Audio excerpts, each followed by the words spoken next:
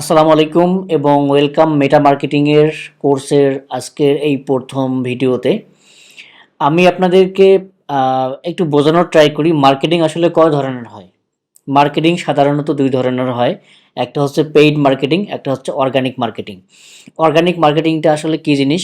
আমরা এমনিতেই Facebook scroll করার সময় যখন কোনো গ্রুপ পোস্ট দেখি বা কোনো পেজ থেকে পোস্ট করা হয়েছে বা আপনাদের কোনো বন্ধুদের পোস্ট দেখি, অটোমেটিক্যালি যে আমরা তাকে লাইক কমেন্ট করতেছি বা তার পোস্টে এঙ্গেজ হচ্ছি বা তার কোনো প্রোডাক্ট পোস্ট করলে সেটা সম্পর্কে আমরা জানতেছি, এগুলো হচ্ছে অর্গানিক মার্কেটিং। আর পেইড মার্কেটিংটা হচ্ছে ফেসবুকে বা গুগলে যেখানেই বলেন টাকা খরচ করে যে মার্কেটিংটা করা হয়, এটাই হচ্ছে মূলত পেইড মার্কেটিং।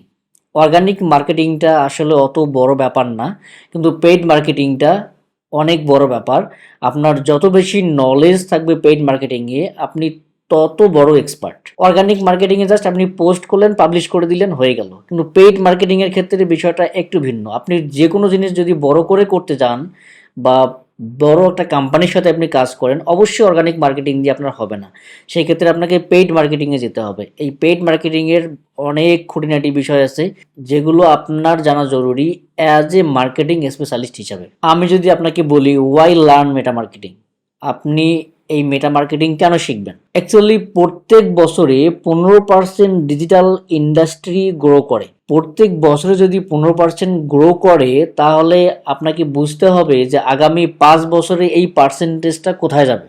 সো যত বেশি পার্সেন্টেজ বাড়বে, তত বেশি আপনার অ্যাজ এ মার্কেটিং এক্সপার্ট হিসেবে অপরচুনিটি বাড়বে, আপনার কাজের অনেক খাত বাড়বে। আপনাকে যদি আমি বলি ইউএস মার্কেটের ক্যালকুলেশন অনুযায়ী 2018 সালে 26 বিলিয়ন, 2019 সালে 31 বিলিয়ন, 2020 সালে 38 বিলিয়ন, 2021 সালে 50 বিলিয়ন, 2022 সালে 59 বিলিয়ন এবং 2023 সালে 67 বিলিয়ন ডলার মানুষ অ্যাড ক্যাম্পেইনের জন্য স্পেন্ড করেছে। এখান থেকে খুব সহজেই বোঝা যায় যে ডে বাই ডে যেহেতু এই স্পেন্ড রেট বাড়তেছে, সো মার্কেটিং এর যে ফিল্ড সেটাও কিন্তু অনেক বড় হচ্ছে। আপনি যদি এই মুহূর্তে একজন মেটা মার্কেটিং স্পেশালিস্ট হতে পারেন, তাহলে আমি মনে করি আগামী 5 বছরে আপনার জন্য বিশাল একটা অপরচুনিটি থাকবে বিভিন্ন কোম্পানির সাথে কাজ করার, অ্যাজ এ ফ্রিল্যান্সার হিসেবে মার্কেটে কাজ করার, অথবা আপনার এই মেটা মার্কেটিং যে টেকনিকগুলো আছে এগুলোকে কাজে লাগিয়ে নিজের একটা বিজনেস দাঁড় করার। আগে মানুষ ফেসবুকে এত বেশি অ্যাড দিত না, এখন যেরকম অ্যাড দেয়। আপনি যদি একটু 2019 সাল বা 20 সালের দিকে যান, দেখবেন যে ফেসবুকে কিন্তু অত বেশি আসলে অ্যাড ছিল না। এখন আপনি যদি ফেসবুকে স্ক্রল করতে থাকবেন, দেখবেন যে হাজার হাজার অ্যাড আপনার সামনে আসতেছে।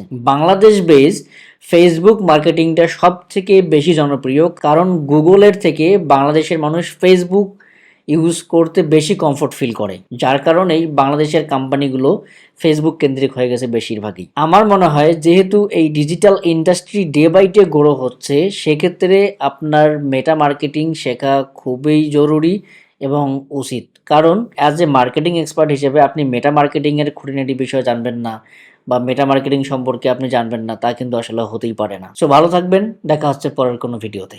আল্লাহ হাফিজ।